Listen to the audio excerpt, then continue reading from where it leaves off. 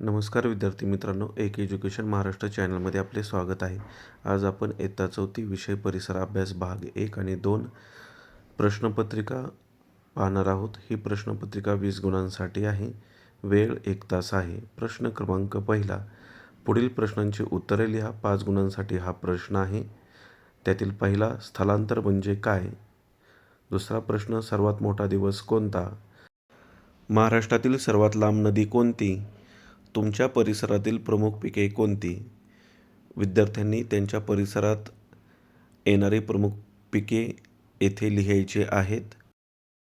यानंतर 5वा प्रश्न पहा. पुढे दिलेला आहे. तुमच्या शेजारील जिल्ह्याचे नाव लिहा. प्रश्न क्रमांक 2, जोड्या लावा. 5 गुण. अ गट आणि ब गट येथे दिलेले आहेत. कांदा, संत्री, केळी पिकांची नावे किंवा फळांची नावे दिलेली आहेत आणि ते कोणत्या जिल्ह्यात जास्त प्रमाणात आहेत त्या जिल्ह्याचं नाव इथे लिहायचं आहे. 4थं फळ आहे आंबा. 5वं पीक आहे ज्वारी.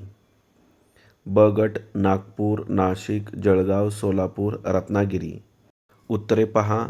कांदा, नाशिक, संत्री, नागपूर, केळी, जळगाव, आंबा, रत्नागिरी, ज्वारी, सोलापूर.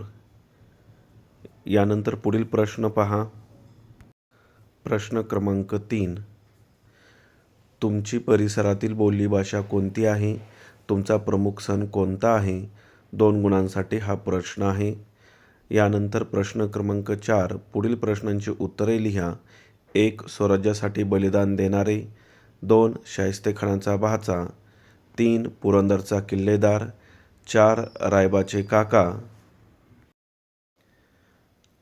आणि 5. शिवरायांचे अंगरक्षक. प्रश्न क्रमांक 5, तुम्हाला शिवरायांच्या कोणत्या सैनिक मावळ्याचा पराक्रम आवडतो? त्याने केलेला पराक्रम वर्णन करा. 3 गुणांसाठी हा प्रश्न आहे. उत्तर लिहिण्यासाठी इथे जागा दिलेली आहे. त्यामध्ये त्या प्रश्नाचं उत्तर लिहा. अशा प्रकारे आपण इयत्ता 4थीची परिसर अभ्यास भाग 1 आणि 2ची प्रश्नपत्रिका 20 गुणांची पाहिली आहे. जर तुम्हाला हा व्हिडिओ आवडला असेल तर प्लीज लाईक करा, शेअर करा आणि आपल्या चॅनलला सबस्क्राईब करा.